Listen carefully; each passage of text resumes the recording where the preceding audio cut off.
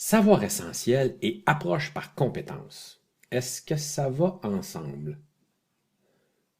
L'approche par compétence, ça implique qu'on enseigne aux élèves les habiletés nécessaires pour qu'ils soient capables de déployer des stratégies et résoudre des problèmes tout seuls. Les savoirs essentiels, ce sont plutôt les petites briques qui composent une discipline.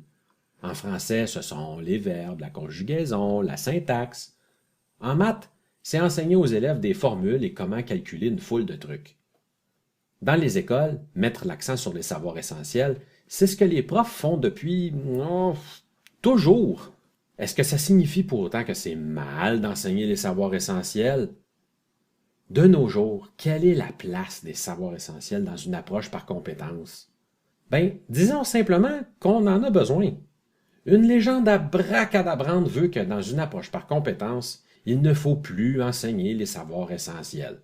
Dans un cours fondé sur le développement des compétences, on peut quand même se servir de temps en temps de modules ou d'activités pour enseigner des savoirs essentiels de la même manière qu'on le faisait avant.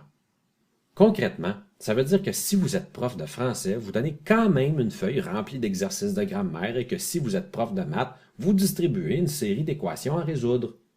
Est-ce qu'on doit vous condamner pour ça? Est-ce que ça fait de vous un réactionnaire? Ben non. L'apprentissage ne s'arrête simplement pas au seul savoir essentiel. Ils ne sont que les petites briques d'un plus gros ouvrage. Une autre manière d'enseigner les savoirs essentiels, c'est justement de les mobiliser quand on développe une compétence à travers une situation d'apprentissage. En gros, les savoirs essentiels constituent la colonne vertébrale de n'importe quel cours axé sur le développement de compétences. C'est simplement un ingrédient. Oh, et j'aime la nourriture. Vous allez donc vous farcir une de mes métaphores alimentaires. Les savoirs essentiels, c'est comme le sucre dans une recette de gâteau. Ça serait vraiment dégueulasse si on mangeait un gros bol de sucre. C'est du gâteau qu'on veut.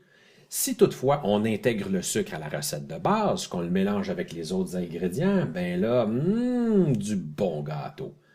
La portion savoir essentiel, ce n'est que ça. Un ingrédient comme le sucre, l'huile, les œufs.